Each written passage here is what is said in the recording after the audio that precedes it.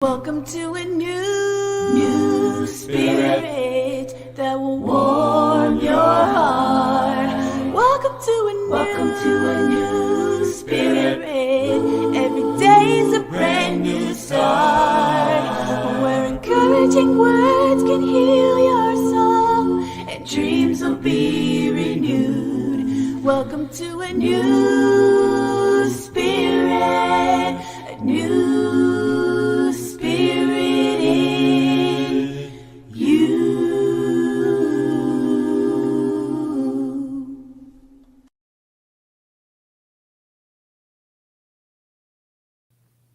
Hey, I was watching that. That was rude, dude. Welcome to the New Spirit Radio Show by the Society of Novus Spiritus, founded by world-renowned spiritual teacher Sylvia Browne. Today's date, oops, that was interesting. Today's date is December 21st of 2022. Coming to you live from California, both NorCal and SoCal, are your hosts, Reverend Tom Bigley, and there she is, hold on. There she is. I have no idea. Don't worry about it. That was entertaining. Your host, MIT Reverend Tom Bigley and MIT Catherine Taylor, playing audio segments we call Messages from Spirit. Why? Answering the ultimate question, why are we here and what is our purpose? These sessions are recorded trance segments from Francine, Sylvia's spirit guide. So for new people, Sylvia was a full trance medium, which means Sylvia contracted with Francine for Sylvia's and Francine's essences to exchange places in Sylvia's body. And we think of our bodies being similar to a car, where one driver gets out and another driver gets in. This allowed Francine to share spiritual knowledge with us directly from the other side. On occasion, another master teacher and healer, a guide named Raheim, would exchange with Sylvia and present us with spiritual information as well. Francine and Raheim shared directly from sources like the Akashic Records, Mother and Father God, our spirit guides, Christ, and many others.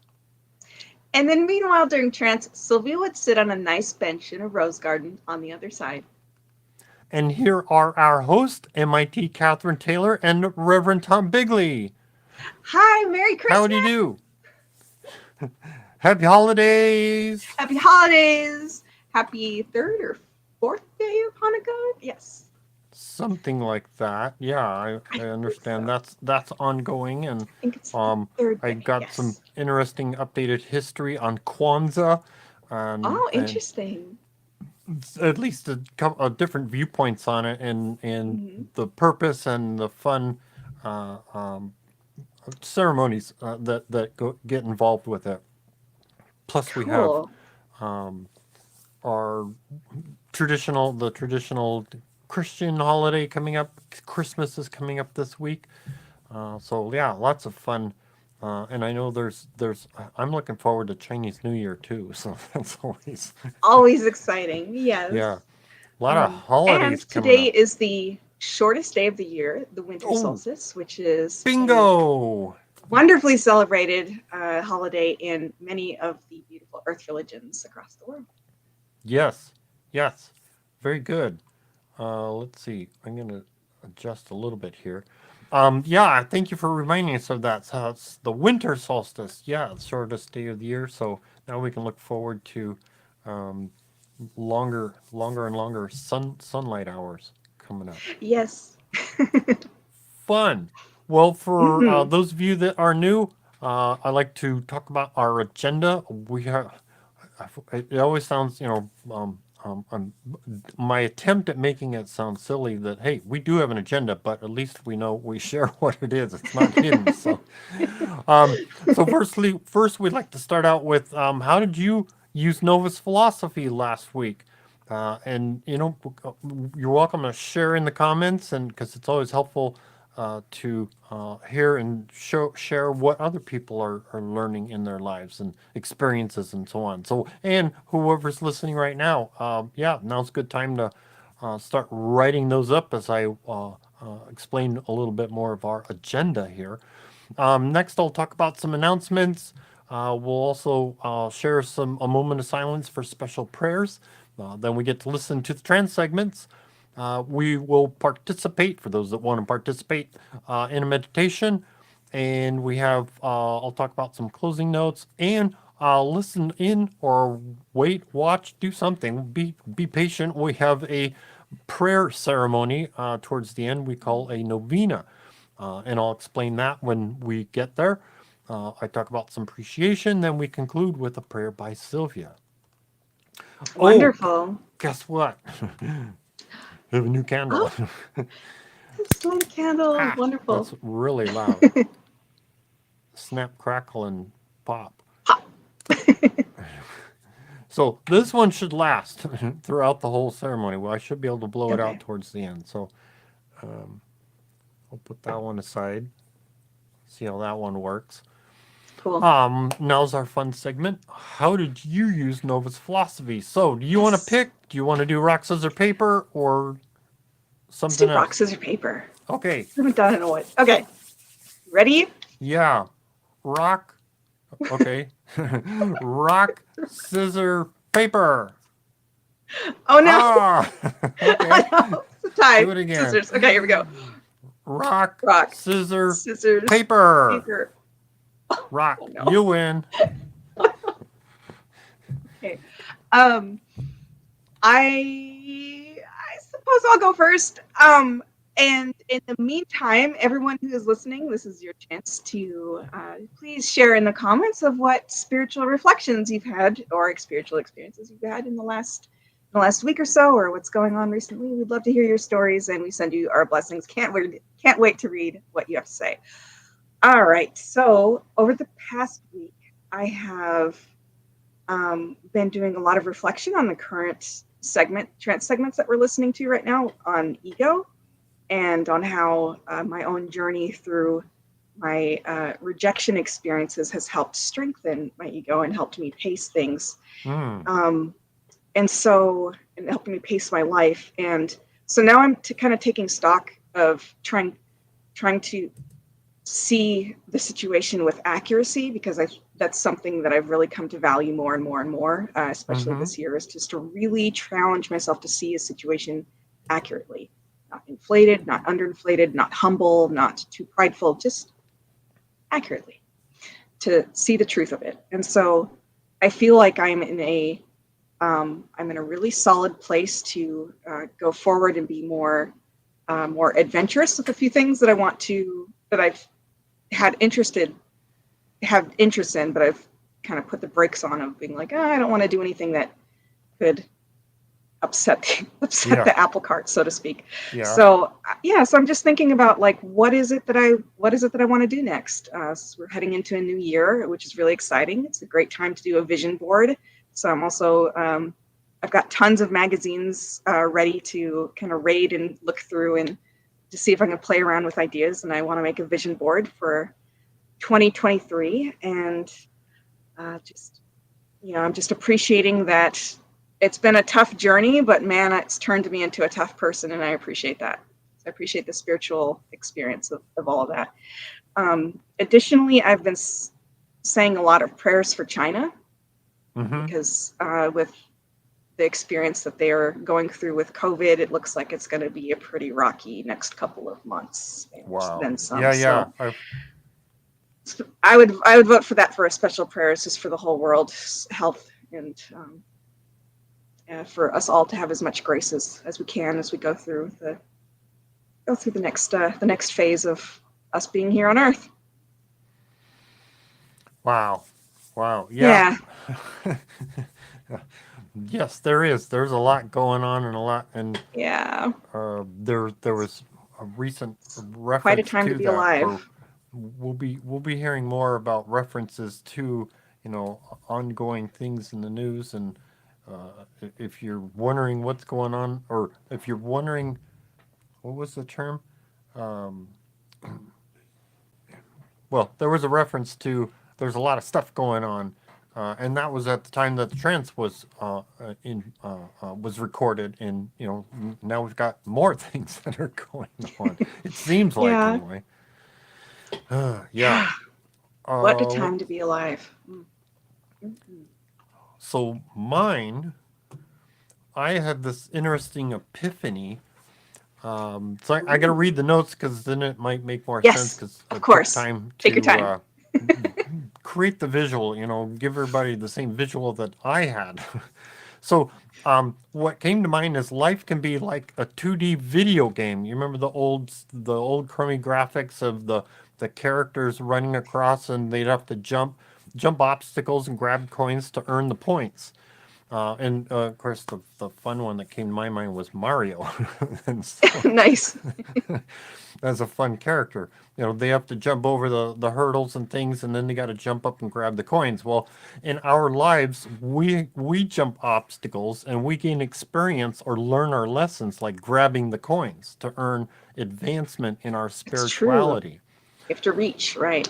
And sometimes we earn bonus points, which are the miracles in our lives. Oh, what a beautiful thought. I love that. I love that.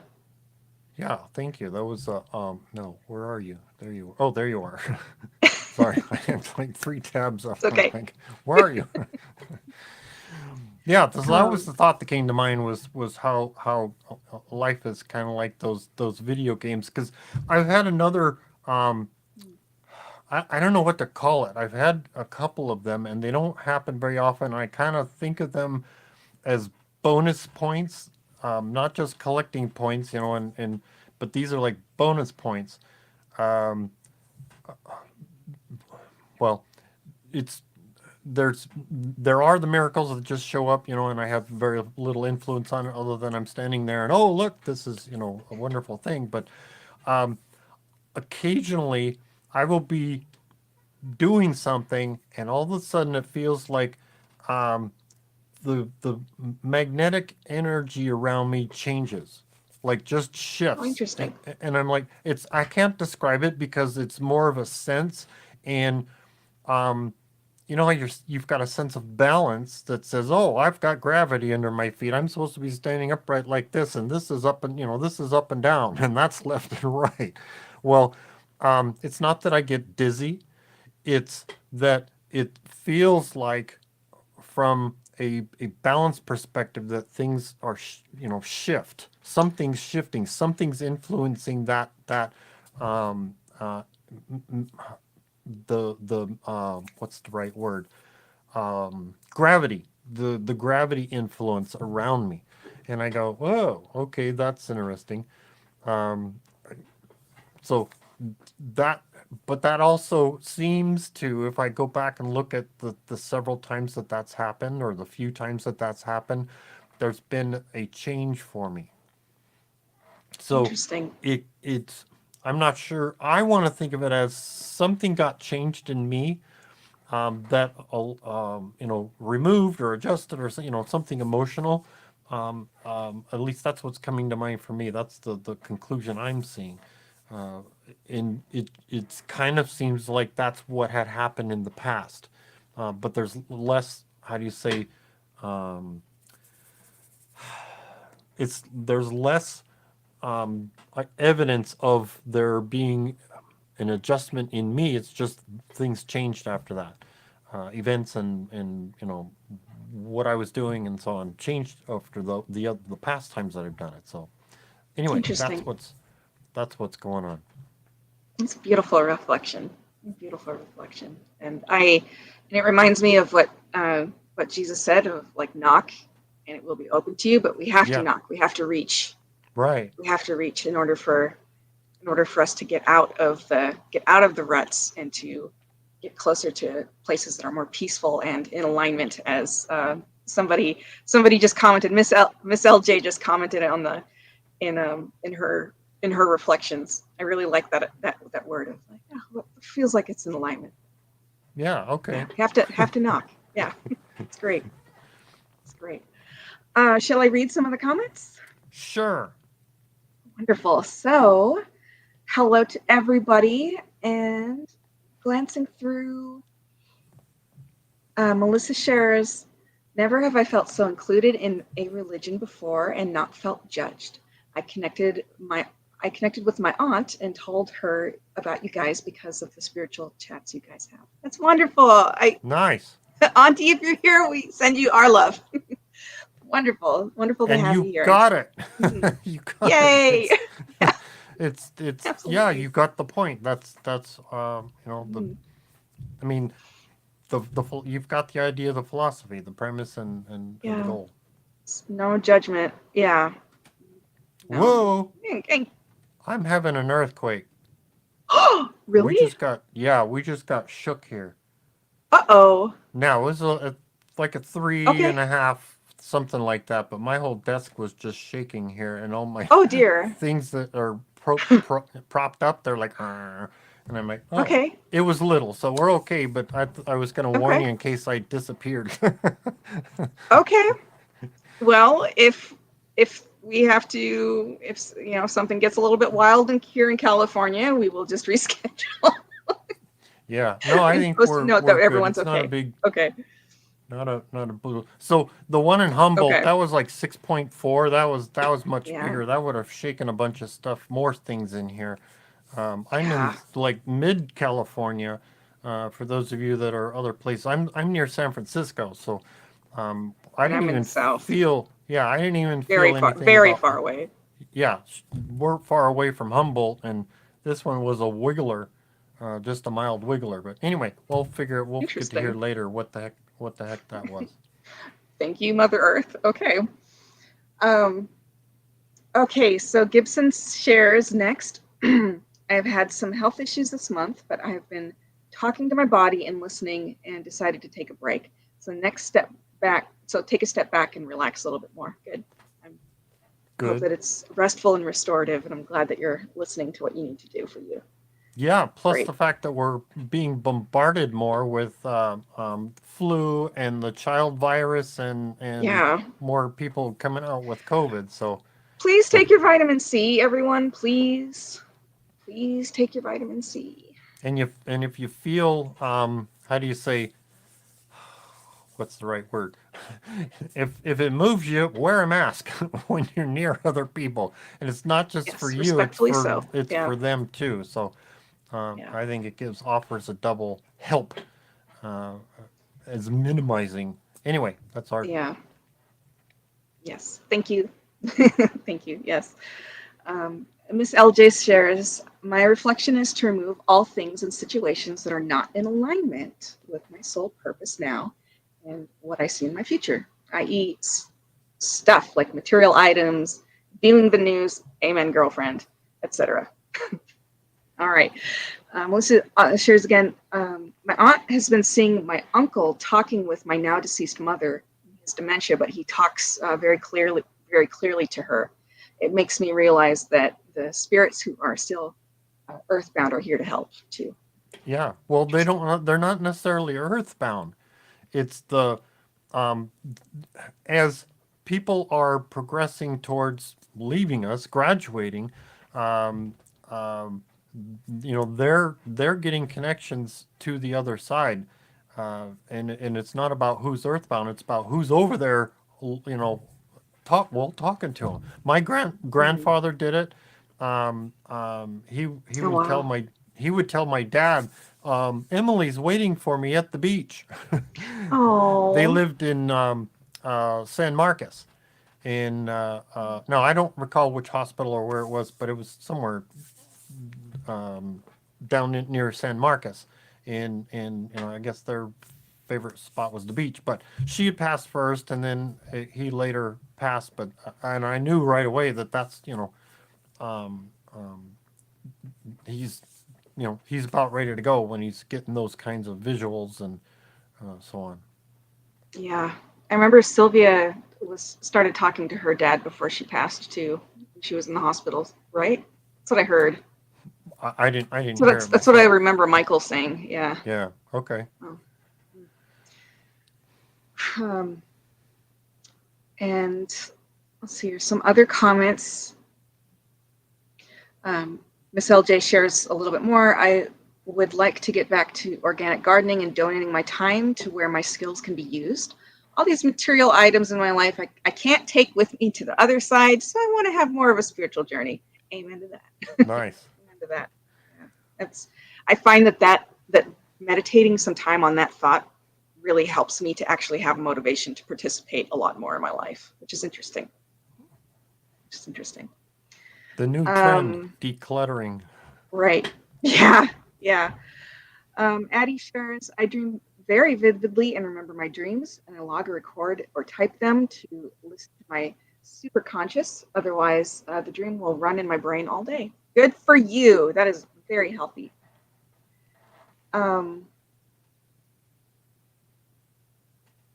And Addie says a little bit more. Shout out to Reverend Tom Bigley. I did a dream analysis with you back in 2020. It was a great session, and I learned a lot. Oh, fun. Okay. That's cool. If you can make for a fun comment, just to help reminder, was that by video phone? Because I recall that was a while. Yeah, that seemed like a while ago. I remember doing one on video phone a while ago. Anyway, we'll see what we'll see what she says. Yeah, and Melissa offers Catherine's husband, my husband Jason, told me something beautiful I wanted to share. There's a saying with Jewish people, and I say this to you: may the memory of your mom always be a blessing. Oh, that's really sweet. It's really sweet. Sounds like something he would say. That's cool. And Addie says yes. So that would have been her. Cool. Okay. Yeah. Fun. Nice. Cool. Glad that was helpful and insightful for you. Mm-hmm. Oh, thank you everyone so much for your comments. And if you have more to share, I look forward to reading them. Let's see. We have. What do we know? Oh, there it is. I got some quick announcements. Do please share, promote, like, subscribe, click the bell, and please subscribe. Yes, on YouTube. Yes. Please subscribe on YouTube so that we can do cool things. Cool exactly. features. A lot of fun stuff that we can do on there. Up and coming. So next week we will not have a show. So no show on December 28th. And again, happy holidays and happy New Year for everyone that's watching this at a later time. But anyway, yeah, well, we should be back. Let's see, what comes next? When's the next? Anyway, whatever the next Wednesday is after the 28th, after the 1st, we should be back at our normal time. Also, the intro, Francine now has a pillow, and Raheim has no pillow.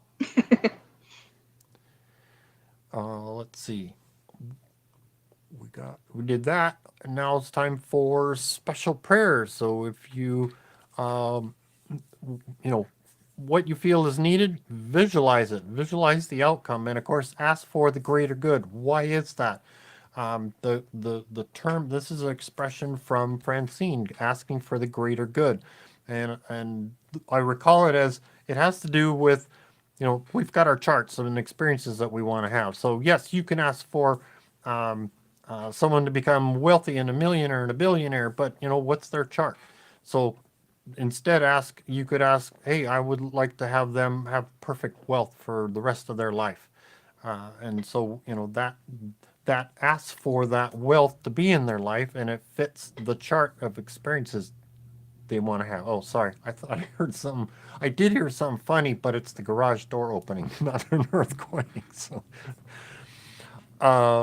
let's see. So let's take a moment. I will have a moment of silence. We're going to all put out our energy, ask Mother God, the archetypes, archangels, to put that energy out there for those that are in need, whether it's for yourself or for something you are aware of, loved ones, whoever you think is in need. So let's take a moment of silence, and we're going to say, get the job done, please.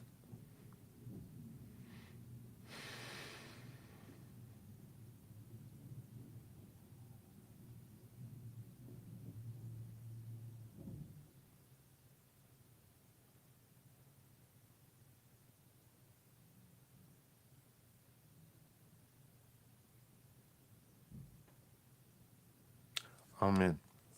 Amen. So much going on and so many things that we can be asking for, and just, listening to the news to keep up on current events and what's going on. And wow, always something to put energy towards. Mhm. Also, if you want to put in a special petition, yes, we did include while we're doing that. I always include the prayer chain for people that have posted on the website. You can go to the website and put a special prayer on the prayer chain. And of course, be the prayer. If you see a need, fill it. And let's see, we've been pretty good about that subject. What's up? Oh, if you are streaming challenged, if you're new here and you're streaming challenged, and you have a hard time with the internet, we have a conference call number that you can listen in to the audio while we are live. And that number is 888-534-2696. So you can listen while we're live. I do appreciate if you keep muted, and most everybody's been good about that, because that helps everybody else have a fun, wonderful session. Now, we're supposed to share trans segments. Anybody got some more comments before we jump into trans segments, or do we just want to? That is about it. Folks are saying Merry Christmas to each other, and that's fantastic and wonderful. Happy holidays. So it's all great that we can be here together today. Cool. All right. All right. Well, you ready to give us a description? Yes. All right. So we are continuing on from last week with Raheim talking about ego. And he specifically left off with talking about wrinkles on faces and how age is beautiful. Mm-hmm. It's something we should be proud of. So that's where we're starting. So then we're going to get into respect. A law of the universe is that you'll be treated the way you treat others. Gnosticism and groups splinter when one person decides that they have more knowledge and they use that to cause hurt. Bowing to someone means something, but handshakes are like ducks bobbing in water. They don't mean a lot in most instances. Interesting. And some thoughts on dark entities' greed and how it helps. Like their greed is part of how they see their own reflection in other people's eyes, and that's how they get their ego satisfied. Because they don't have an ego, which is fascinating to think about. Oh, okay. Well, No. Those are good things to take notes on. Cool. Yeah. Here we go. Here we go. When I was speaking about wrinkles on the face, I was speaking about the aging process and the beauty of it. Yes. The tree that with the bark that is rough is much more, I think, fascinating than the bark that is smooth many times. And you hurt when you see it hurt. Yes, yes. And I think when we watch people that are older, we should assimilate that we shall be there. And in that assimilation is where respect should be. Yes. Because so as it will be done to those, it will come back to you. Yes, and that is the law of the universe. Yes.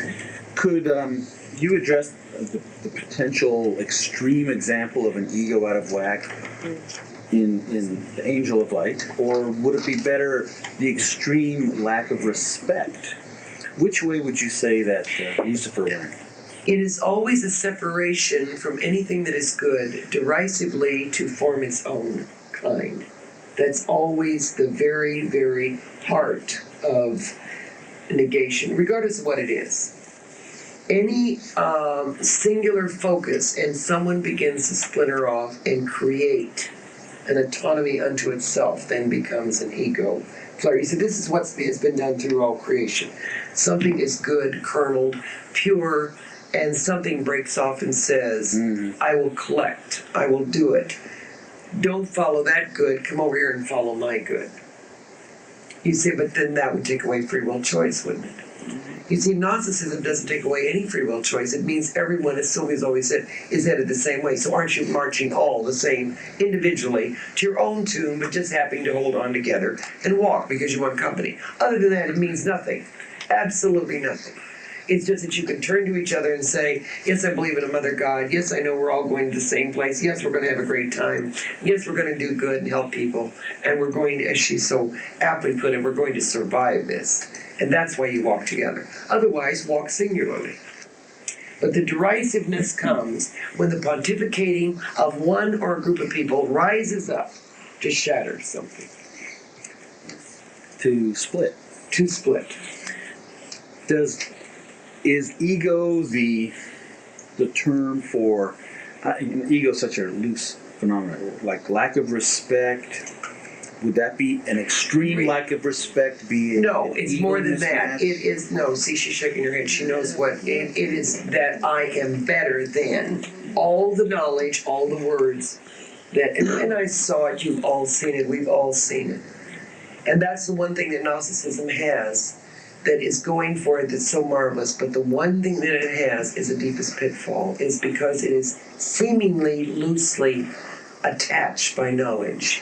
It gives rise to this, and that's why Gnosticism has always fallen through the cracks, is because someone tears through and thinks they know better, and that's what causes the party. And they break off, they splinter away, because you see, knowledge is wonderful, but it's also a dangerous thing in the wrong hands, because it does not become pure then. Is my knowledge pure? As pure today as I know it to be.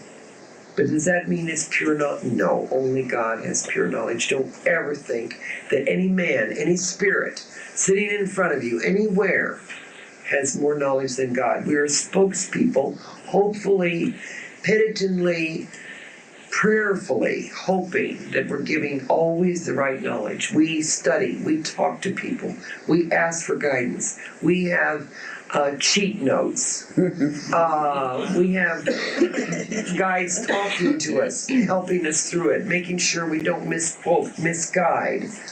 Even then, we are sometimes besieged by humanistic doubts. But I think as long as we give out the message of keep yourself pure, intact, keep yourself to yourself and yet share with others, and survive this. You say, does that not destroy the human ability to rise above and search and soar? Soar. Soar if you want. But don't take with you what belongs to others and use it against them. Because that's ego. That's a false ego. And that's a danger, yes. When we went from posture, ego, the body protects the ego by posture. I was reading Sun's book on imagery boxing, different postures captured virtues of certain animal. Would that work in reverse? Yes, notice how the animal, like I said, will become lower than the next person. You see, in your culture, the bowing even is a very wonderful thing because it means I give you respect for that moment to become beneath you. And that's a very respectful thing. We've lost that. The handshake has become something. I don't really know what it has become, but it's a very strange phenomena. Embracing, I understand. I have never understood the handshake. It means nothing. And the right hand, what is the left hand supposed to do at that point? It's a ridiculous gesture. Raheim, doesn't the handshaking have something to do with ancient about the sword hand as long as you held? Oh yes, but of course I know where it comes from, antiquity. And because it also came from a lot of the Islamic religions, in which the right hand could only be used, because the left hand was used for another private part. But nevertheless, you see what I'm saying? It's still a silly gesture. I mean, I'm only saying that as an opinion. We find it to be terribly one-sided. If you ever want, it's a funny tidbit here, you ever want to make Sylvia mad, No. which at any given time is not hard to do. And you are a man and she wishes to shake your hand, do not do this number with her. She can't, no, women, women cannot stand, if a woman extends her hand to you, men, grasp the hand and don't do this. I don't know of any woman here that does not distaste that. Somewhere in etiquette, someone said only take the fingertips of the woman and shake her hand. No woman, that's right, it's disrespectful. It's like, you're too fragile for me to, less than. Take the hand and shake it like a normal person would. That's the respect from one to another. I really like if you ever see people meet, lovers, people who love each other, they will run and grasp both hands and then bring the person to them and hug them in a full hug. That's what it was really the Hail Centurion, so to speak. It was the grasping of both hands. And warriors did this, grasped both hands and pulled. A man to a man would pull the other person in. So did women, hugging, holding hand to hand. Yes. I was told when I was young that the hand, I give you my word, That's right. and it is an honor. It is an honor to touch you. Yes. And so you were giving your word on whatever you said, that's right. and your handshake Meant that it was your word. Yes, it was. Yes, and in that way, but people walking up to each other, shaking. It's a strange phenomenon we find. It's like ducks bobbing in water. Yes. Raheim, was it you that told us that dark entities do not have ego? I think we had heard this at a trance. Is They it borrow everyone else's. okay? They keep the greed part rather than. Is it rather than grouping together, because they don't tend to group together to go after someone? Is that right? Well, they can do it singularly, or they can, if they're going after somebody, they can group, or they can garner, they collect as they go. Okay, it's what am I trying to say? Their greed is more apparent. Yes. Okay. But it doesn't but don't be thrown off by the fact that it's just greed for money. Oh no. See, it can be greed for power, it can be greed for recognition, knowledge of. Yes. It becomes a total narcissistic reflection that one loves to see in the eyes of everyone else that becomes so boring.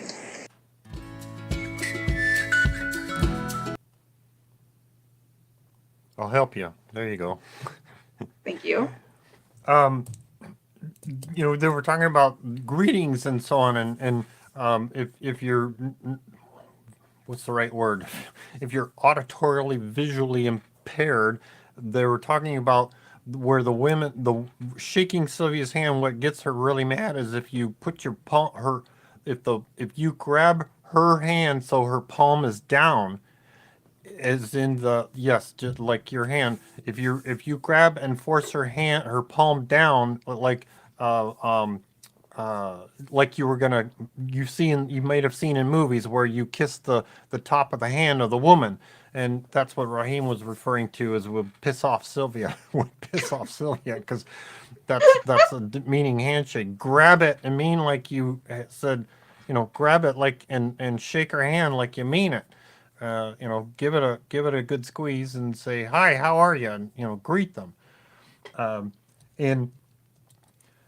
But I also have recently taken a fun seminar class on other cultures' customs, and Oh, really? we're so as it just seems like as Americans we're so adamant about, hey, we got to reach out and shake our hand.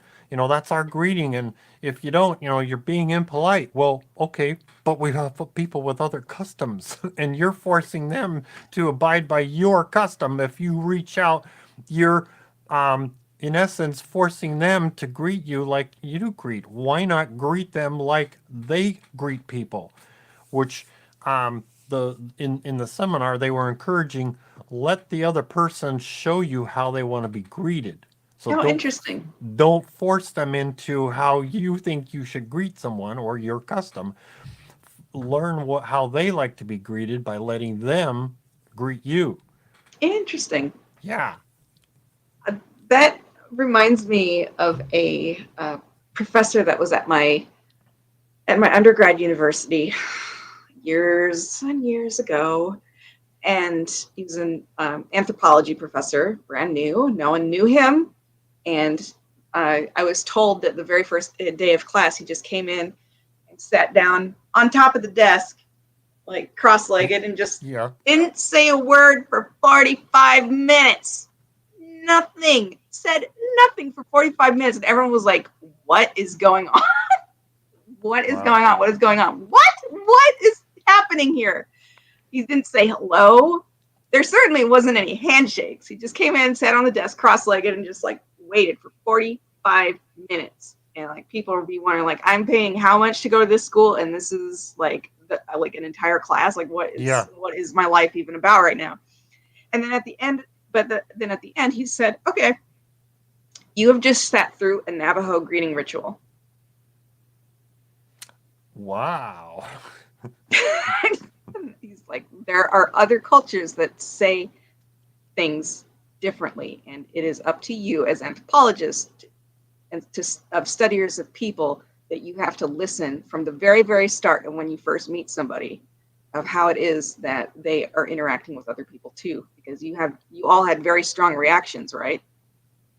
To like this, just the start of meeting someone, you had a very, very strong reaction, and you had all of these thoughts and all of these strong like judgments going on of like what is wrong with the other person.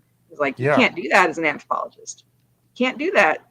Yeah. So just sat through a Navajo greeting ritual, and that apparently involved just giving each other time to acclimate in each other's spaces, because sometimes two warriors would meet out in the world in the desert or in the canyons. We didn't know each other, and you didn't know if this person was friend or foe necessarily. So both people would just sit and be in each other's space and attune to each other's energy. Much the same way that Gnostics talk about getting a read on the other person. Yeah. Interesting. Each other's vibrations. They were probably more spiritually attuned than most of us are. Exactly. Fascinating. Exactly. And that each person would say, "Okay, I'm ready to talk," and then the other person eventually would say, "Okay, ready to talk," and then they would continue on, and that was how they greeted each other, by silence. That gets back to the book I mentioned last week, 2 Cups of Tea. Oh, yeah. Yeah, you're right. Which I haven't read it, but that's the gist of which is fun concept, and it just seems like, hey, we got to interact with a lot of different people, so that's just a fun concept to keep in mind. It was, and also going back to it was fun to hear Raheim talk about the handshake is like, to him, is like irrelevant. Not just the soft palm, but even just the shake of the hand. He says for him, from his experience, is worthless. And it was reminding me of the celebration of the World Cup after the final game of World Cup. The darn it, who Argentina? Oh, I'm gonna get in trouble with this one because I can't remember who won now. Argentina, I think. Thank you. Okay, I remember one. Obviously, one of them won. Somebody won. I watched the game. I can't remember who won, but anyway. But the players were out on the field, hugging each other and crying. Oh. They were like, one to the next to the next to the next. They were like, they weren't exactly orderly in line. It was like a crowd, and each person would, almost like a hoedown, they'd trade places and hug each other, and many of them were crying, and I was like, wow, okay, these guys are really obviously emotionally into this, and it affects, with all that emotion, it can affect people, but it was all hugging and kissing on cheeks, and I thought, yeah, there you go, there's another culture. Yeah, it's fascinating. I I loved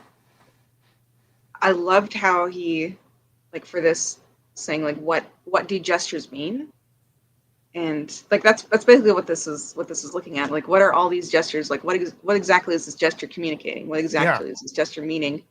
And that it's, and I love that he pointed out that it's very natural even for warriors, to like when you love somebody and you're greeting someone that you love, you want to grab both their hands and then pull them in for a hug.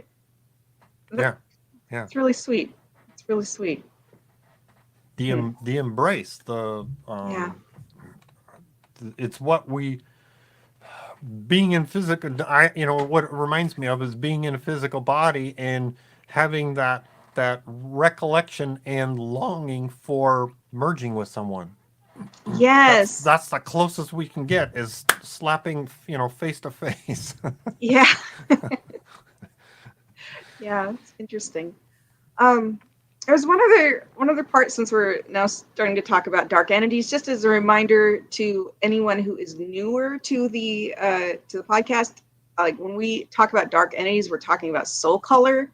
Absolutely nothing to do with skin color whatsoever. Dark entities are mean, evil, like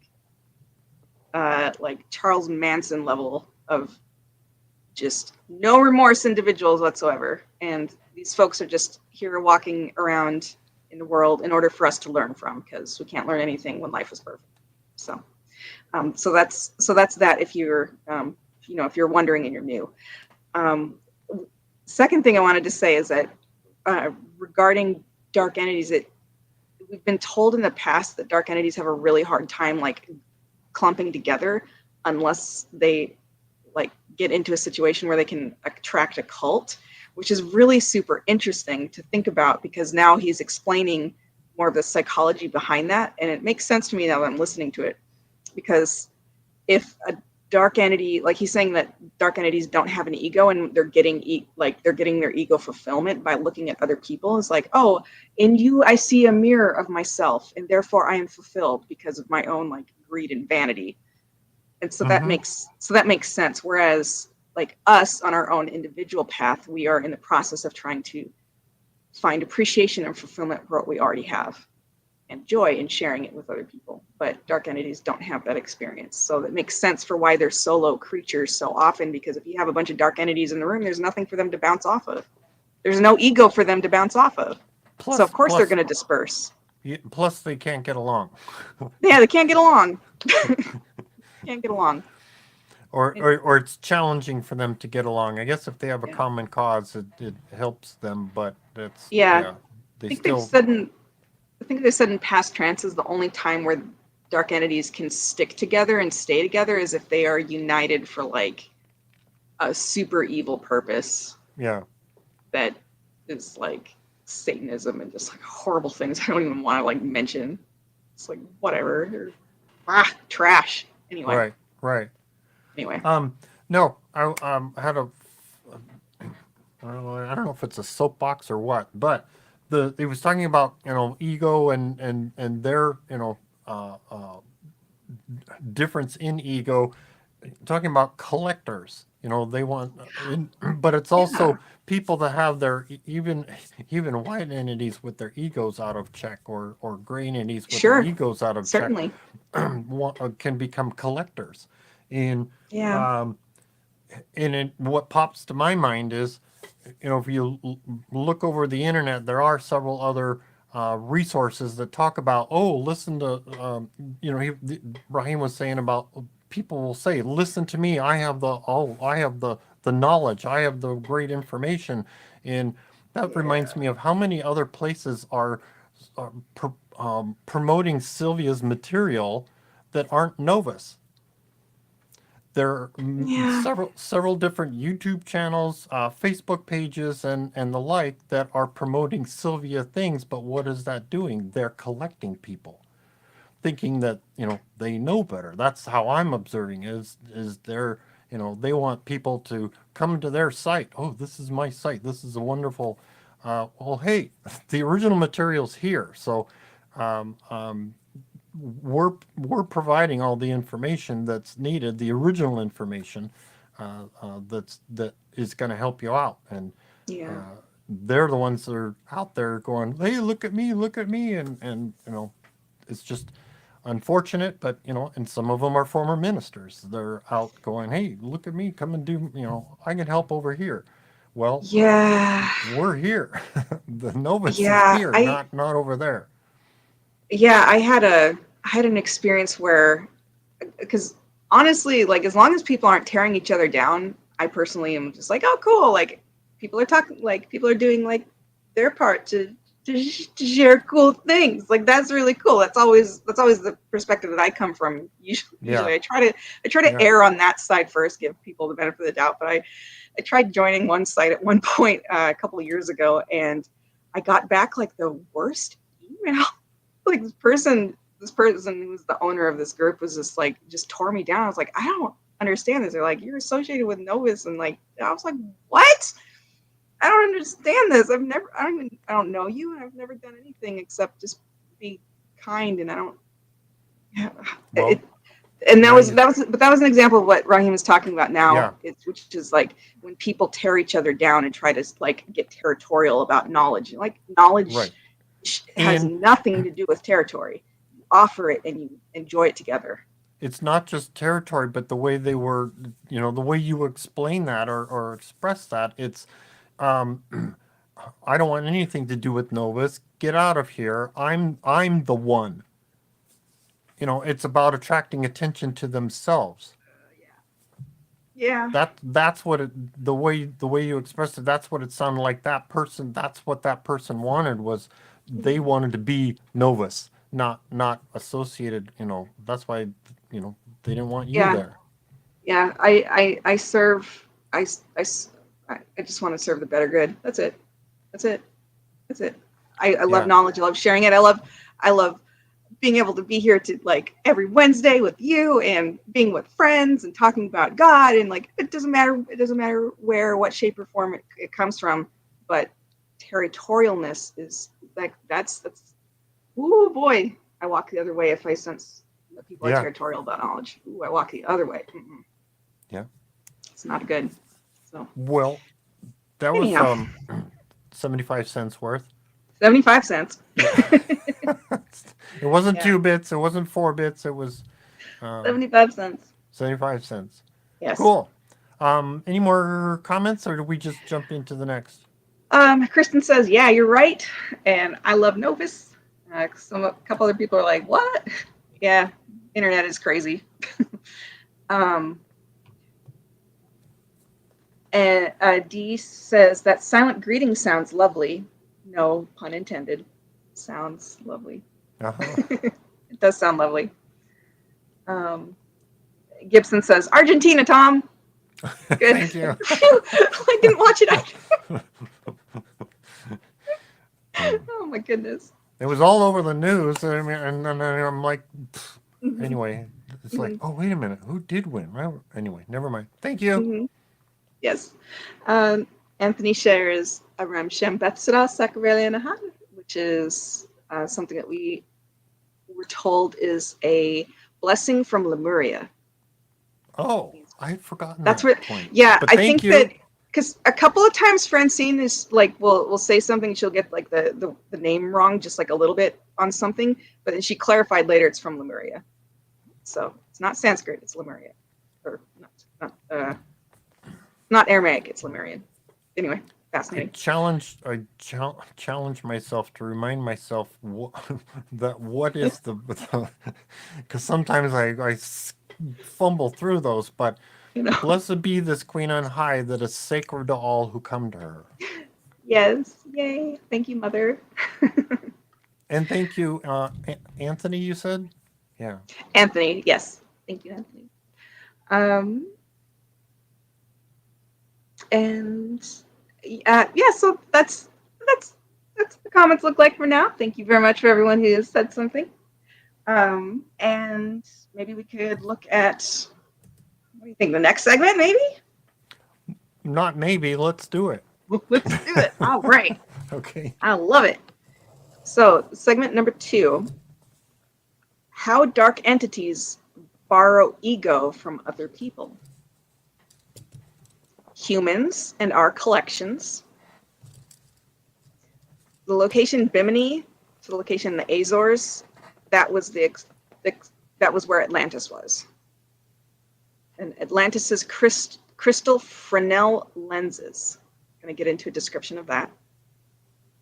Then some words on the Cataclysm, predictions, the atomic bombs, and the global warming. And I don't know if Tom, you want to give a caveat before we listen to the Cataclysm stuff.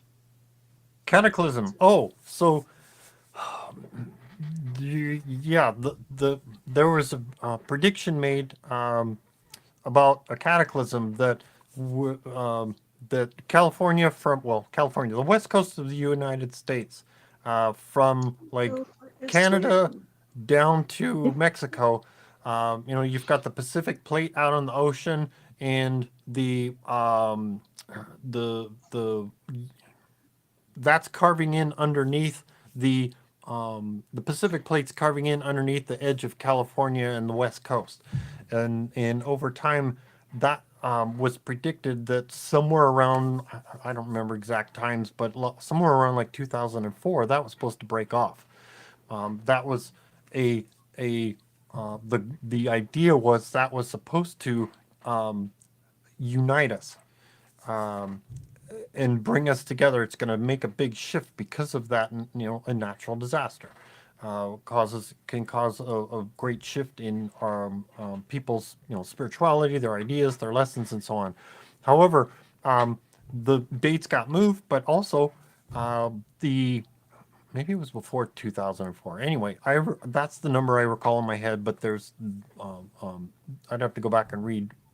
But there was the attacks on 9/11, in New York, the destruction of the two towers in I think that was 2001, and that seemed to be impactful enough to make change our consciousness, change our ideas, change the how our thoughts. It brought us together.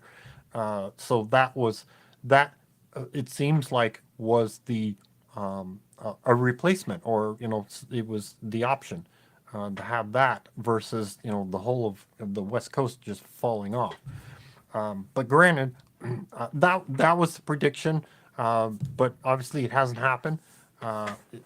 But for me, I'm personally just still watching for the evidence of activities. So yes, we were told there would be if that massive earthquake is about to happen, 6 months beforehand we'll see 3 volcanic eruptions in across the globe, huge volcanic eruptions, and the ash will go in reverse. So the jet stream will be disrupted and be going in reverse. And so that's what we saw. So that's extremely specific. Mm-hmm. So if that earthquake happens, we have 6, and beforehand we'll see 3 massive volcanoes, and we'll have 6 months of warning to relocate if that's something that feels like is right for us. Yeah. And some people are going to want to hang out. Don't stress about it. Yeah. Don't stress. Don't stress about this. If you get an inkling, or you feel influenced that, hey, you want to go move out to Nevada or something, or out to Arizona, that may be something to follow. You do what's right for you. Exactly. Mm-hmm. Exactly. Mm-hmm. Anyway, we're still here. We're still on the California coast, so yeah, I'm having a great time in Los Angeles, which is a crazy place to be. All right, so let's move on into the next segment then. You know what? Did you read that already? Sorry, I got sure lost did. in I sure did. Okay, good, because I have to adjust something here No problem. before we get started. No problem. Yep, that's the one. Okay, I had to double check that I did what I did. Anyway, all right, here we go. Enjoy. Here we go. What do you mean if they borrow everyone else's? I will not be me. I will be like Gail. I will be the carbon copy of you. I will emulate you. I will try to be like you. You'd see, they have always said imitation is the greatest form of flattery. Not in the case of a dark entity. A dark entity may try to be you. And I know that psychiatrists have a term for this, is borderline.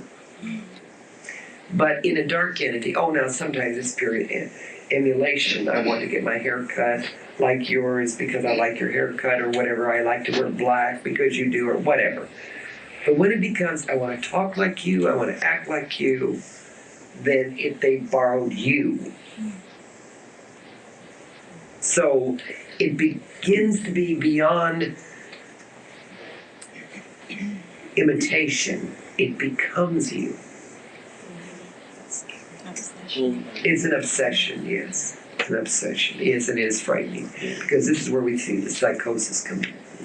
And usually that turns on the person. And they either kill the one, I don't mean necessarily physically, but they can try to destroy the one they want to be like, because there can only be one of them. Or they turn it inward on themselves. It happens a lot in work environment. Yes, it does. Now, are you all in life the same as I have been in life? Collectors. Of course you have been. You collect little bits and pieces of everything that you love, hopefully, and you like. And some of the things you stick onto that you don't like that stick onto you. And you also acquire those too. Little nasty habits that you've picked up from people, and little things that you've been told as a child that give you little phobias. But hopefully the collection becomes of all the good things that you like, and you cement them into yourself to make them part of you. And you see, the one miraculous thing about truth, when it is spoken, every one of you will say, I have felt this way. I know this to be my truth. You're not telling me anything new. You maybe have just said it differently. But I know it to be truth. You see, the greatest thing about truth is it's speaking what you already know to be. And then you get a familiarity in the confirmation that you are not alone in your own truth. That's what Gnosticism was truly about. For someone or a group of someone to stand up and say truths that other people were afraid to say, but carried deep inside of their own breast. And that's why it became such a lasting thing through all the centuries. Not to diverge, but I will for a few minutes. On the program last night, that when Larry and Sylvia were sitting together, and Francine cannot see television, by the way. She sees dots going through the air. But she can listen, so she sat with them on the couch. Now, I know that sounds very strange because, Play for. And she was very excited about, because she had seen some of this in production, and she had said to Sylvia that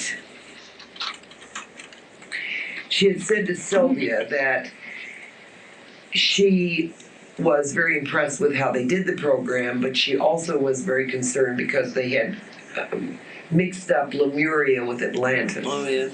Yes. So some of them, they were finding Lemuria, and some of them were finding Atlantis, because Atlantis is from Bimini to parts of Greece. The Azores. Yes, the Azores. Yeah. That's where it truly is.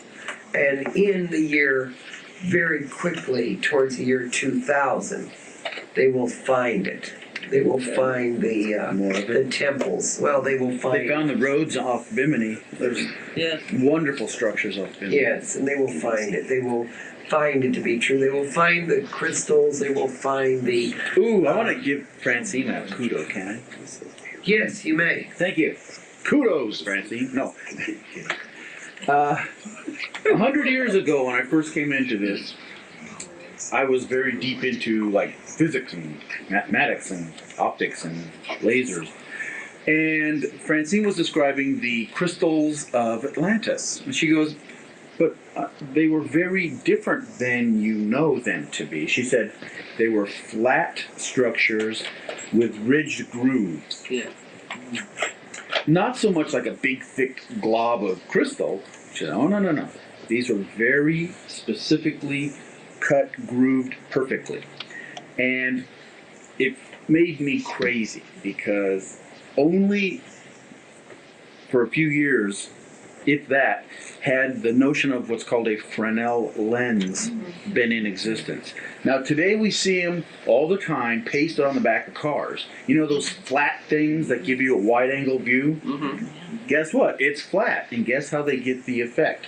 They groove it to where the grooves have a different refractive index creating in a flat surface something that should be like huge as a concave convex mirror, but they instead flatten it and just cut the grooves in it precisely angled to create a lens. And that was a very significant thing for her to tell me. It said, bang on, lady, how do you know that stuff? And I was very impressed with that.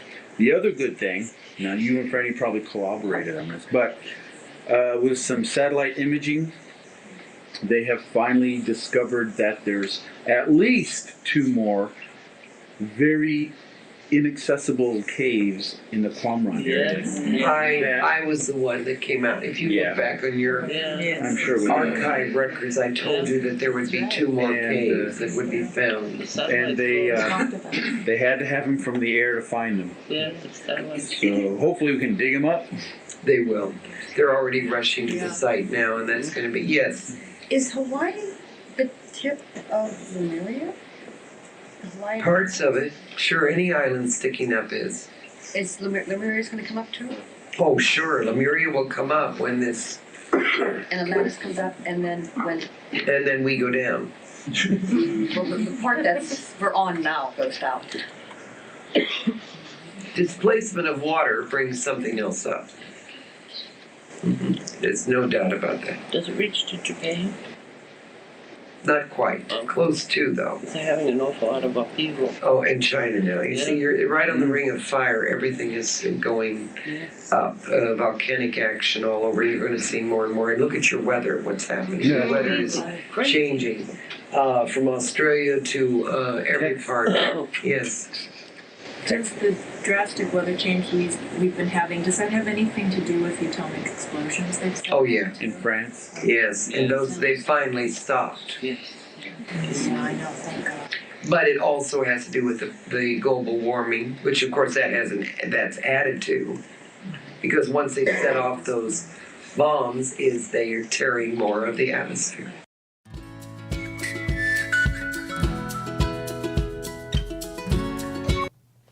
And this recording is from 1996, so to give you a sort of a reference of where, what was current event at that time, that Raheim was referencing.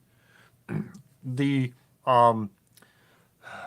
Fresnel lens, if you're not familiar with it, or the older cars that had vertical flat windows in the back, like vans, and some trucks would have the back window was flat and vertical, and you could put a plastic device on there that was actually a plastic Fresnel lens and stick back there, and that helped you, like what your camera does now on your car. And for a rear view mirror, this was a rear view lens, so that you had this wide angle view of what was behind your car. And because we had one on our van for a long time. That's why I figured. But if it's still not understanding it, go look up on Google for Fresnel lens, or an old lighthouse. There you go. Looks like a lighthouse Fresnel lens. Yes, Maybe. but the older lenses were vertical. The lens surface itself, so the glass was vertical. And on one side of it, it had the beveled edges, or the triangular beveling on one surface of it. And it created a lens because of the structure, the lens structure. Oh, heck, you can't see that at all. Yeah, no, can't see that one. There you go, that. Okay, that's good. That looks pretty good. So the on the left, you'll see the edges, the triangular edges, that will create the similar type of magnification as what you see on the right if you had a solid piece on the right. And that's fascinating. Lighthouses use that to focus the beam into a narrow beam going out, over the ocean. Because of the lights themselves were real bright and a smaller surface than they were super bright, and they were smaller than what the beam they were trying to do. So light from a candle, huge candle, goes out in all directions, and they were trying to get focus that into a straight beam that went out as as straight as possible, and the Fresnel lenses accomplished that. Which, when Larry brought that up, not when he did that, now that he's bringing it up, I'm like, well, what? That's what was on top of a lens like that was on top of the pyramids, and I'm like, well, what did they use it for? How did they use it? It's not like they had a bulb behind it trying to cast light up, and all I could think of is, okay, if it's like it could be used as a reflector as well, not just a lens, but a reflector. And if you're up in the sky pointing a light down at it, if the lens is shaped in the right way, it would be of reflecting back. And guess what? Where do we use something like that? Where? On the moon. Oh, On the interesting. moon, they've placed a device that, now it's not shaped like a Fresnel lens, but it has similar cuts to it, that when you shoot a beam straight out, a laser beam straight at it, it shoots that laser beam straight back. So it reflects light back at the same angle that it received. Oh, interesting. And Okay. and thinking in those terms, if there was no light source behind the Fresnel lens on top of the pyramid, then maybe it was radio waves. I don't know. I'm just thinking in terms of light waves, that that device might have reflected light back to its source. So it was like an identifier. Here we are on the planet. If you scatter a huge beam down onto the planet, then some of that's going to come back from the top of the pyramid and help a spaceship identify the location instead of, having to scout down around. Anyway, that was just my possibility. Fascinating. Oh my goodness. Yeah, because they would be I would assume they would be able to detect, the reflections back. You've got the 3 pyramids or several pyramids in the area, and they all have those on top. Guess what? It's like having a landing lights, identifying a landing light location. They're over there, kind of thing. Anyway, food for thought. Food for thought. Wow. Look forward to future discoveries. Yeah. Any fun tidbits in or requests or curiosities in the comments? Yeah. Miss LJ says, wow, what a gorgeous lens. And it is amazing to think that Father God has given us the ability to be a beacon for others as an example for our soul's purpose for the greater good. Yes, like living example lives and taking responsibility to be, to show resilience that we can do it. We can survive. Yeah. All survivors. Yeah.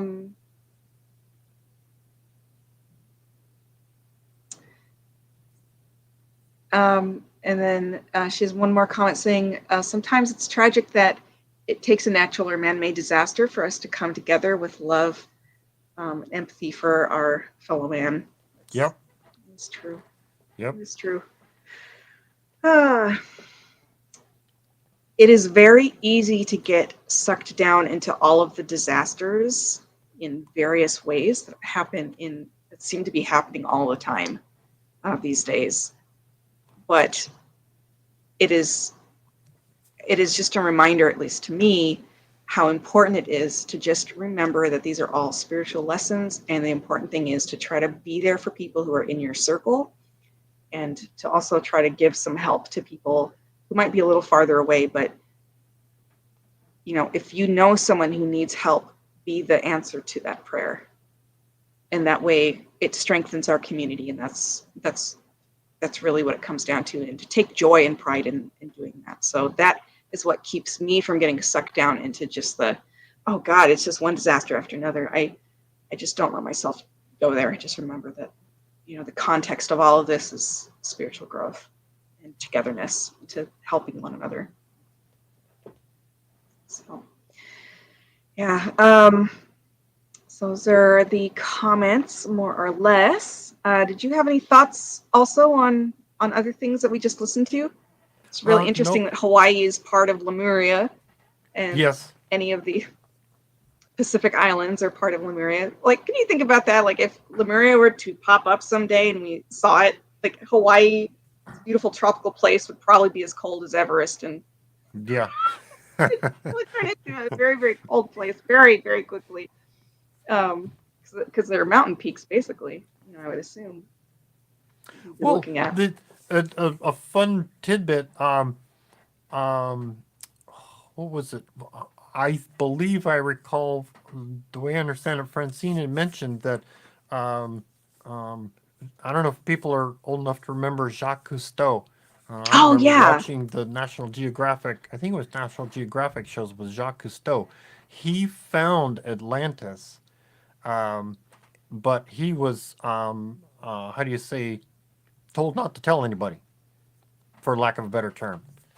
So, and it was third. that was, I don't know how late he was doing research and his family was doing research. So, I just recall it in a trance session, that one, he had found it, and two, he was told not to tell anybody about it. So interesting. That's a hot mess. Yeah. That it was a miracle. I was reading in the Gnostic Gospels about the history. Oh God, I'm gonna tip over my light if I grab this book.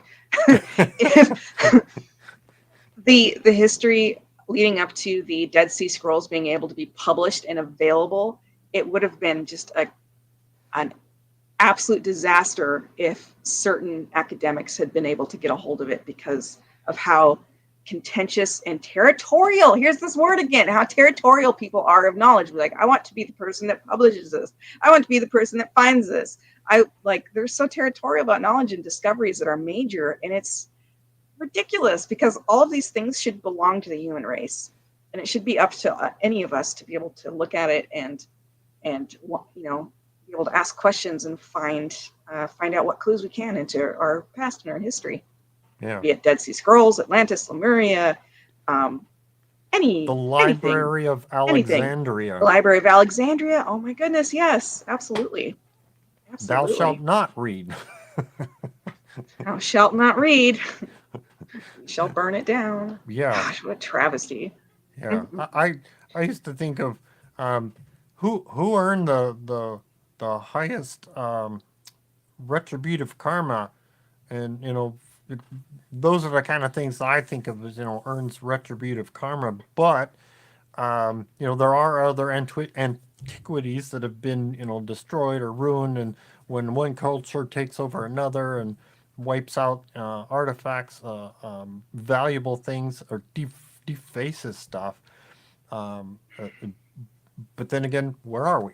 What environment are we in? So, oh well, it's just the place we're in, and the many times the dark entities are don't earn how do you say, retributive karma, unless of course it's something they've gone above and beyond the call of duty, as it were. Interesting. Kristen shares that she lives in Maui. Girl, I am jealous. That's cool. And she said that Maui is like the heart chakra. Interesting. To visit someday to get a feel for the energy. I'm sure it's infinitely better than Los Angeles. Oh my gosh. Los Angeles feels like a swamp. It's awful. And Ramona shares, living the Gnostic life makes everything so much easier. Yeah, it's true, girlfriend. It does. I want to say one more thing about humans and our collections. I think I'm going to be spending some time reflecting on what things I have been choosing to collect more of, in terms of I think over the past couple of years, I've been intentional. It's been coming to my awareness more and more as a Scorpio to not collect the pains of life and to hold on to them for longer than needed. Because that is the challenge for Scorpios that Francine told us about at one point, saying Scorpios have to work on not on not spiraling into a bad place, because there's nothing more depressing than a depressed Scorpio, apparently. I was like, ooh, I got called out. Ooh, I got called out. So, but I love what Raheim is saying here about it being about humans are natural collectors, and we have a choice into what things we collect. So I think I'm going to spend some time just being intentional about reflecting, like, all right, what are the things that I like in my life that I am collecting and making part of myself? Collecting spiritual gems of being more patient, being more tolerant, using my voice in positive ways in certain instances. So I'm just going to reflect on that, because I thought I really, really liked that idea. We're collectors, but we have choice in what we collect. And then there are hoarders. Hoarders, yes. I don't want that. There are, and there. What is it? There My is family's therapy all for hoarders. that. Yeah. Mm-hmm. All right. Shall we move on to the third segment? If I can find the pieces, I thought I did. But... All right. Cool. I'll read the notes here. Earth's remaining timeline for supporting life. Abruptly switching a TV program on a child is rude. The other side parts conversations by acknowledging no rudeness was intended if someone was talking over someone else. They were just excited. Some thoughts on depression. Folic acid is better as a mood elevator. Raheim does not recommend chromium percolate, mahuang, which is an herb, Chinese herb, or dexedrine. And don't uproot your life trying to eliminate parasites. That's a health fad. Okay. Cool. All right. Here we go. Specifically up where I'm living now in Washington, we got this big cold snap. Was that more just something that's going on with the polar tilt, or was that... No, that's polar tilt. That's definitely polar And tilt. Australia's having horrid weather. Did you respond to the program yesterday where they showed this new system that the U.S. government is building in Alaska, where it's going to bond the ozone layer? What kind of effect that might have? You see, they tried to tell, I know what you're speaking of, they tried to say at one point that they were going to try to cement it. That they were going to try to put they even thought at one time, could they put a gel of some type? Could they put enough atmosphere up there or put enough moisture up there to heal it? No, it's going to wreck it. No, it's going to wreck it more. They were saying that once that experiment will take place, it's going to send the ozone layer into chaos. That nobody will be able to fix it. No, you're right, it won't. But you see, the only hope that you have to live many years on this planet, which is about 78.4, I think now, something. We keep having it changed by council. They say 78.4, they say at one time it was, of course, we forget. You see, in our time, your time goes by and we keep forgetting. Francine said about 25 years ago, it'd be about 75 years, which is about right on, because that was 100 years ago, or from this time. So you still have about, I'd say, between 74 to 78 years of life left on this planet, but that's all there is that we can fund. So I don't think any of you should worry about it. No. My ophthalmologist is doing more cataract surgery on younger and younger people. Son. And I was going to ask if it was Yes, and sure, because it becomes lizard eyes. You see, in other words, do you know why lizards have, that extra fold that comes up and protects them? You find most tropical animals have this almost extra layer, the inner membrane. It looks almost like a cataract. Right. And of course, you see, you're going to start growing skin over your eyes to protect your eyes from the ultra rays. Even with sunglasses, it doesn't help. It still grows. No, I've never believed in sunglasses anyway. It doesn't do any good. Getting back to, you were talking about little warriors coming in and troublesome, egos and with little people. I'm having a current problem at home. Do you have how do you guide them through that? first address your wife and take care of her first, and then you guide the children. Your problem you have to come from the top down. Address yourself. You see, little people will have their way, but I often think instead of slapping the children, somebody should slap the parents. Because the parents should stand up for their rights, not being cruel, but enforce discipline to the point that we all live in the same house and we are, here's the word again, respect each other. Now, I've never believed that if a child is listening to a program or doing something, the parent comes in and switches a channel in front of the child. That's rude. That's cruel. The kindness of, would you watch this with me or go to another room and do something else? Because first come, first served, as they say. And not to demean a child, but at certain times we eat, and this is what we do, and this is when we go to bed, and this belongs to me, and you don't tear it up because I don't tear up your room. I mean, on and on and on that respect goes. The same with anyone else. I'm curious about, you said on the other side, if anyone wants to speak, they can. And there's, like here, when people are talking, there's a time thing, you know, that I don't quite understand it all the time, but it's rude to come up and just start talking if other people are talking. But you're supposed to wait for so long and then you can start talking. Part of the other thing that goes with that is the listening part. Yes, the listening part. So my question is about, on the other side, do people listen when someone else is talking? Yes. Because that's the respect that goes with. Yes. We also have a tendency that if we're very, very excited, because we have roundtable discussions and everything, and people chime in and talk, and sometimes we talk over each other, and because excitement creates that. You call it thunderstorming, we call it thunder blustering. Is that we get very excited, but we always part with the credence of, I didn't mean to talk over you, I got excited. We all acknowledge the fact if there was rudeness, it was not intended to be. Emotion is part of it. And without emotion, you see, you have no impetus.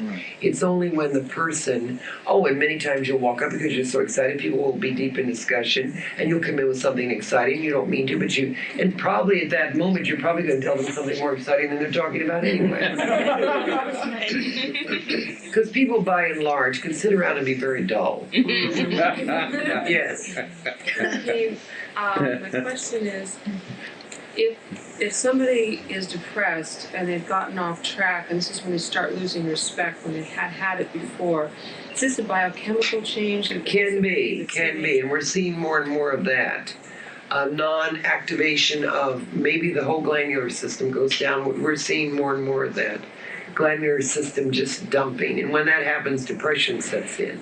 When that happens, weight gain enormously happens. Bloating, not so much weight gain, I'm not concerned about that. It's the unhealthy bloat that worries me. I was never a little man in my life. I was a very husky man. Right. I don't mind that. It's only how the person feels that concerns me.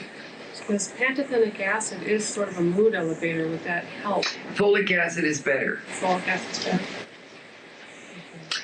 Be very careful of this chromium percolate. Bicolinate? Well, we call it percolate, but you can call it whatever because it seems to percolate your whole system. It really fries your adrenals, so be very careful of this. There's also another thing Sylvia was asking me about, this ma quang. Be very careful of that. That's nothing more than dexedrine that is in a bottle, that is under the name of an herb. Be very careful of these alternative, so-called fast fix, holistic medications. The newest thing in holistic medication anymore is that everybody has parasites. Please be wary of that. And one woman came to see Sylvia, timeline, today, who Francine reported to me that said she had E. coli. Pray God she does. She better have E. coli, because if she doesn't, she's not going to assimilate food. That's right. So be very careful of these charlatans that break up your life by saying you have parasites.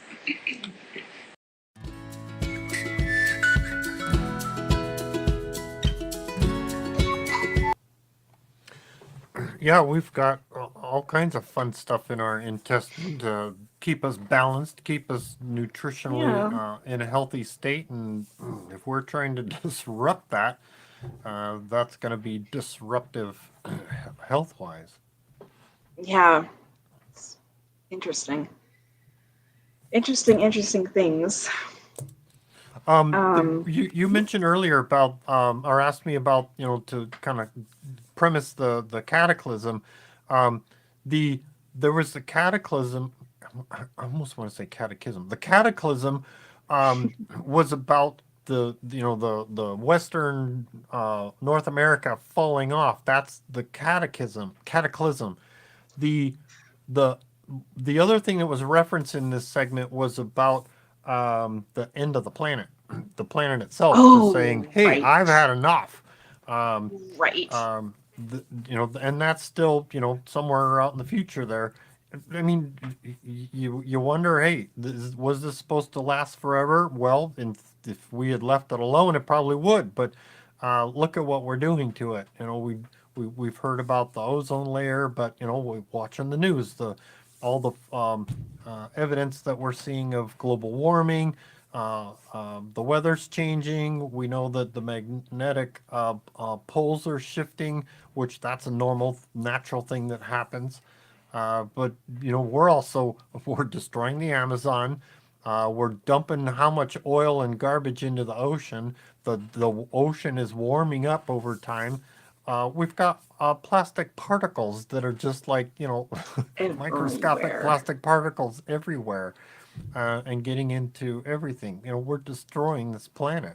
As humans, we're destroying this planet. So at some point, this planet's either going to burp or fart, and we're all going to, disappear. That's my best.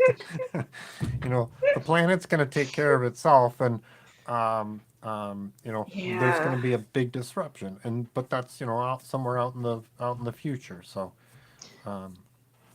So that's two different things, that two different events that were talked about. Yeah, that is, and just, if you find yourself getting anxious about this particular topic of, oh no, the world is ending, just try to slow down and take a breath. Like there's no one who can. Like only God knows. Yeah. Only God knows when something is going to happen. And it's all in God's time. It's not for us to necessarily worry about. But the thing to focus on, again, is what can you do right now? And what Sylvia said about this particular topic of preventing the earth from becoming uninhabitable is that we all have to do everything we possibly can. She said that in her... in either one, her prophecies or her end of days book, she said, this is we're on a collision course with disaster at some point, and we all the only way to turn this around is if every single person does their part. And so I know for me, I choose to have more protein that is small animals like chickens and fish instead of big animals like beef. I'll still have a hamburger every now and then. Sometimes it's an Impossible Burger, which is like the vegetable version. The vegetable version. So there's all sorts of things that you can do, and that might be something that you can just periodically look into, saying are my lights LEDs now, or is there something I can do with it being wintertime and it being super cold, and can I get some insulation on my windows or something like that? What can I recycle? Yeah, of course. So or planning for, what looks like a more gas efficient or fuel efficient car for my next car purchase. So everything can. Yeah, do what you can And with don't what you've get got. cynical. Right. Yes, and do not get cynical, because if everyone says like, oh well, there's nothing I can do that's going to fix anything. What can I do? Like that's darkness winning over our mentality, and that's not helpful. That's like an edge of depression starting to set in, and you got to fight against that. We have to think in terms of what can I do, not right. There's no point. It's hopeless. The best you can with No, what it's you've what can I got. do? And you were saying, Yeah. as you were saying, it sounded like the point was all of us have to do something if we want to save this planet. Yeah. Well, guess what? What is this planet made up of? Dark entities, gray entities, and white entities. Are we going to convert the dark entities to be helpful? When Nope. So guess Not what? unless they can make some money.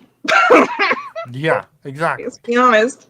Unless they can If make we money can- and be famous. And how do you awful focus still. how do you focus greed on saving the planet? Yeah. That's a interesting, but so that's the environment we're in, and of course this is a playground for us that was been given to us to learn our lessons, and Yep. that's my 20 cents worth. Yeah. And Ramona asked just a factual question. It sounded like the Earth. We were told the Earth is going to supernova from the sun. Or not.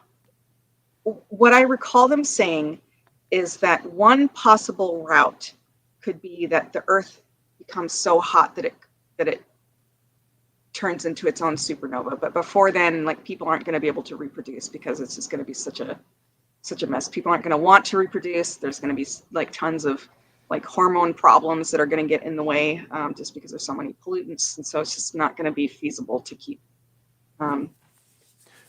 Also, to keep being a place to be.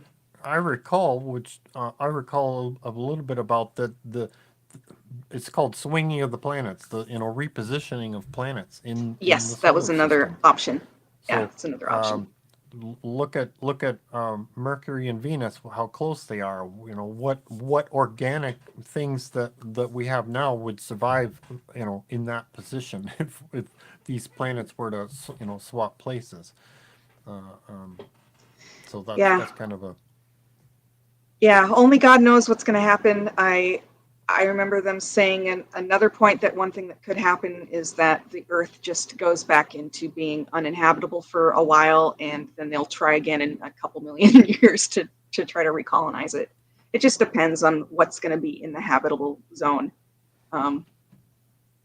Which planet's going to end up being in the habitable zone first, that they can work, that the other people in the universe can try to work with, trying to recolonize this place. So who knows what that looks like? Who knows? But we just got to focus on what we can do again. And people are posting some good ideas. Like Miss LJ says, my ultimate goal is very much to become veganish with a little fish. Yeah, just keep your protein up. That's a good one. Protein up. Veganish with a little fish. Veganish, Okay. little fish. Yeah. I was vegetarian for years, and then Francine told me in a trance that I had fibromyalgia and needed to eat way more protein and a lot less carbohydrates. And I was like, okay. And a lot of my health issues resolved after that. So you just have to follow what's right for your body there. And she also says, definitely look into how I can reduce my carbon footprint and live more off the land by planting. Yeah, my husband has expressed interest in wanting to look into like going out and doing like tree planting activities, which sounds pretty cool. So I wanted to see what Arbor Day Foundation has for resources for that. Melissa says, stop buying bottled water and use a reusable water bottle instead. Yeah, I do a ton of that in our household. Gibson's, hey girl, we're recycling food scraps with our green waste in Sacramento. That is really cool. Yeah. Mm-hmm. So are we. Yeah. Oh, nice. Very cool. Very cool. Our territory here, our garbage cans. We have 3 cans: the recycle, the green, and the landfill waste. And the green can you can put in your organic waste from the kitchen with nice. your yard clippings. Perfect. Perfect. Well, there are many, many, many ideas, and now we're going into a new year, and yeah, it's a good opportunity to take inventory and see if there's anything that you can, anything on the various lists that that green people have put together. See if we can see what we can do. And on that note, we can Yes. meditate on it. All right, meditation time. Cool. I thought I added, anyway. I thought I added more stuff in here. Okay, time for meditation. So for those of you that want to participate, we encourage you to sit with your feet flat on the floor and your palms upward on your lap to receive that wonderful healing energy and grace. And for those of you that need to pay attention to what you're doing, don't pay attention to us, but by all means come back and listen to these wonderful meditations in the on-demand. And for the rest of us, I guess I could just play the meditation and we can all get some kind of benefit from it. All right, here we go. Meditation. Find a comfortable chair to sit in with your feet flat on the floor and your palms upward on your lap. Now, take 3 deep breaths to start relaxing the mind and the body.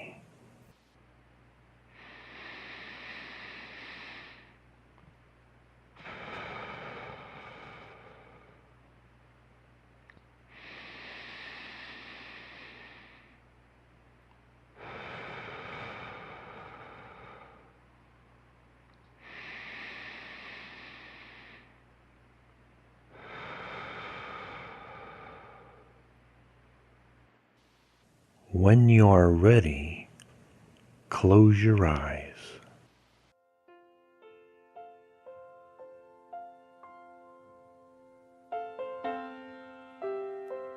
Let the Spirit move through you.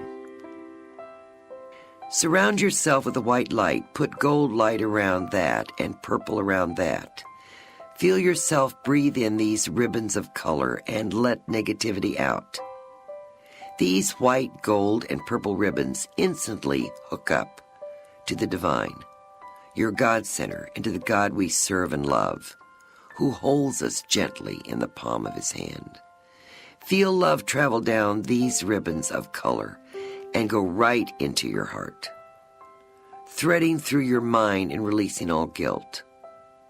Say, I forgive myself, even if you feel that you have nothing to forgive. Do this because you have been so inundated through all the centuries with guilt. The Spirit of God moves through you and is constantly there with you, never critical or judgmental. Pray that you will become more and more like this as you move through your life. Give nourishment to your own life and the lives of your family and friends. These strands of color now thread through your whole body, down through the throat, torso, spinal column, digestive area, buttocks, and legs. This color, this feeling of love and God-centeredness will endure. Your intellect and emotion are cemented together, so you are impervious to being attacked by anything, even yourself. Allow yourself total self-control. Do not ever give it up to anyone else for salvation, love, caring, or your existence.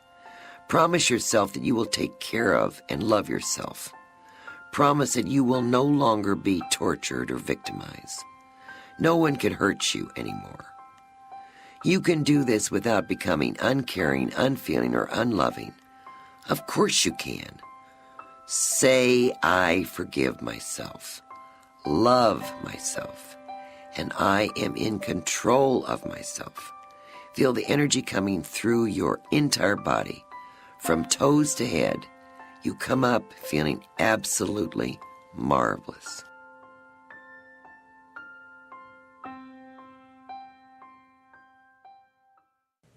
Now, on the count of 3, come all the way back.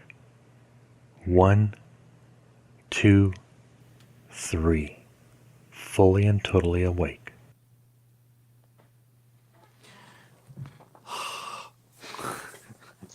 I forgive myself. Such a strong message. That's a fun. That's just one of those coincidences of asking for release and forgiveness. Oh, Um, yeah. um, I was editing, and there's something coming up here in the near future regarding forgiveness and mentioning Oh, this really? same thing. And I'm like, Oh, oh. good. And until I heard that, I have never connected that feeling or energy um, from Mother and Father God saying, "I forgive you," and it's like, wow, that was. Uh, and I'm not sure why. I just Sure. that's what the trigger was, and it almost Sure. seems like that's what I almost want to connect that with when I felt the shift in the gravity sense in me, that the next something was removed, something was taken away, and um, now I get to feel that sense. It's beautiful. I really look forward to hearing more about the topic of forgiveness, because I think that is a very complicated emotional process. And so I think that'll be great to hear more about. Let's see, what do we? So, if you have any questions about what we shared, feel free to post in chat or email us questions to cat@novus.org or tom@novus.org. And of course, we appreciate listeners, both live and on demand. Show your appreciation for New Spirit Radio by sharing, promoting, liking, and subscribing. We do encourage you to check out our websites at novus.org, sylviabrowne.com, chrisrightnow.com. Of course, Facebook, there's Society of Novus Spiritus, Sylvia Browne Group, New Spirit Radio is going to disappear because we're here on the Society of Novus Spiritus on Facebook at the moment. As well as there are several study groups, yes, that are Novus related study groups that have Facebook pages. So yeah, I encourage you to check those out. Participate in those groups. YouTube, yes, we have Society of Novus Spiritus. Chris Dufresne has his YouTube channel, Psychic Awareness. Check that out. And yeah, he was taking a break recently from his Sunday Q&As, but he's going to bring those up later on, maybe starting next year. Let's see, if you want to donate and get something in return, you can start a study group and you'll learn more about our philosophy. Plus, there is a monthly Sunday service CD and newsletter associated with your subscription or association or participation, one of the two, or one of those three. If you want to get something and donate, you can tell Amazon Smile that you want your proceeds for the Amazon Smile program to go to Society of Novus Spiritus. Church services, yes, I did, and yes, I will be posting another Sunday service on Facebook and YouTube. The last one was Mother Asna's feast day, and this next one in the future is going to be the winter solstice, just because of the way things land and organize. Let's see. And if you want to participate in a live Sunday Zoom service, put your email on the website so you'll get a invitation in an email from Reverend Ellen Schloss. Well, actually from Novus, but it will give you an invitation to participate in the Sunday Zoom service with Reverend Ellen Schloss. She also has currently, to my understanding, on Facebook, they are live streaming their Sunday service, in-person Sunday service in Las Vegas. So you can get invited to that as well. Oh, great. Now's the novena. And I told people I would explain this. So this is a special prayer ceremony given to us, I believe, from Francine. And what we're going to do, we're all going to say this phrase together 3 times. It doesn't matter when or where, what time you are. But we're all going to just say it together with me, and I'll lead you through this. So the phrase is, I am God, I am part of God. I am God. All things are possible because I am God. So we'll say that together 3 times, and then I'll mention afterwards what things we want to ask for. Well, basically ask for. Let's see. But I also encourage to let's all visualize that we're in the same room together, very large room, and we're all holding hands. We're making a big, huge circle, holding hands, and we're saying all this together. So get ourselves ready, and here we go. I am God. I am part of God. I am God. All things are possible because I am God. I am God. I am part of God. I am God. All things are possible because I am God. I am God. I am part of God. I am God. All things are possible because I am God. Now, ask for things for yourself.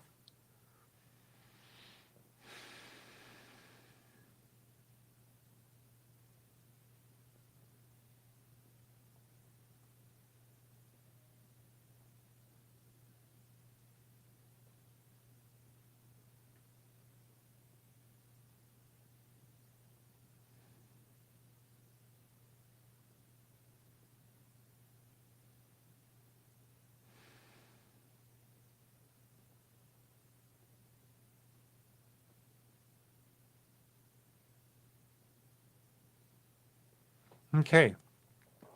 The next one. I am God. I am part of God. I am God. All things are possible because I am God. I am God. I am part of God. I am God. All things are possible because I am God. I am God. I am part of God. I am God. All things are possible because I am God. Now, ask for things for others.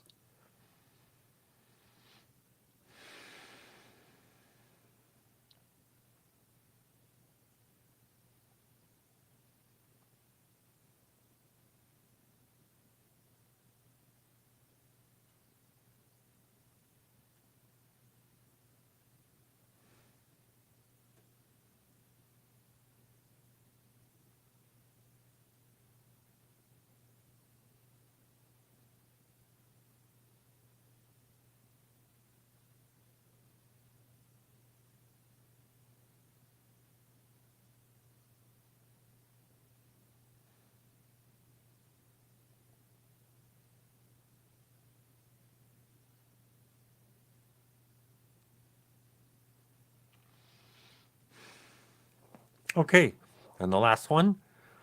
I am God. I am part of God. I am God. All things are possible because I am God. I am God. I am part of God.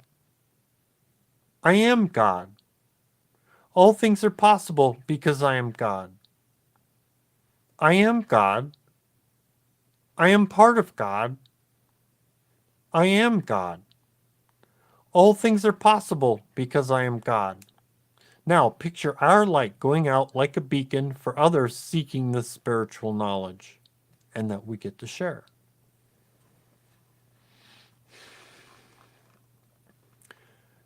And think of something you're appreciative of. What special things have happened in your life that you're appreciative of?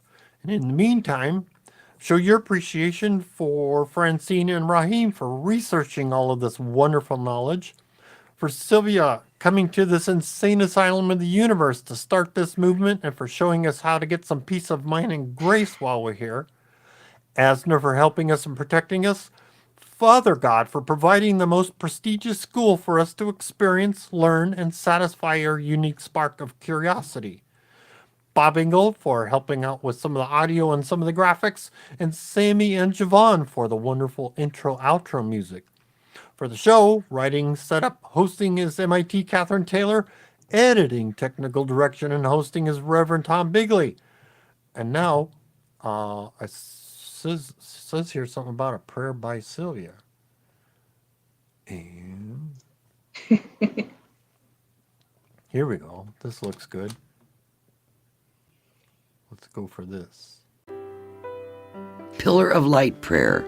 Dear God, we do not ask that you or your Son, Jesus Christ, descend to us. We want to ascend to you.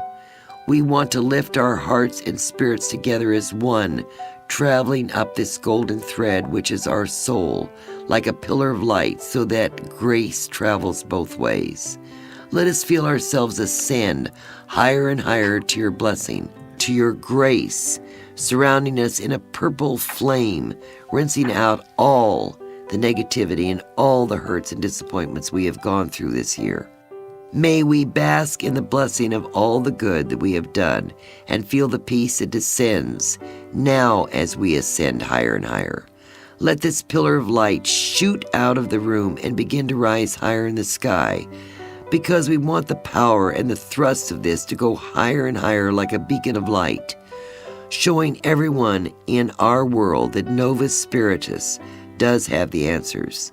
Let us be more and more convicted that our soul is dedicated to the truest of this mission, to make a resolution now to rid the world of guilt and pain and devils and fear. Let our thread of golden light attach to this pillar of light. May we make the pillar wider, larger, bigger, so that on each new thread attaches, it becomes higher, larger, until it spreads everywhere. Amen.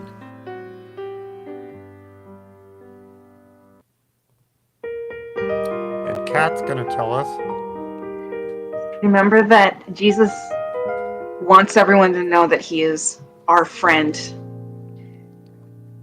and will be with us on Christmas and every day. We love you so much. Have your vitamin C. We'll see you. We'll see you next year. Good night. We were so unaware that through the years you've shed your tears for all the pain we bear. Oh, Asna, how we love you.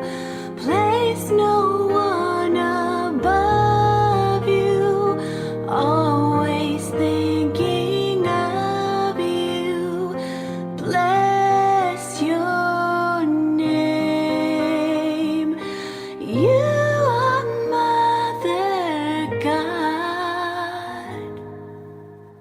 You've planted every blade of grass, Creator of the stars. And when I'm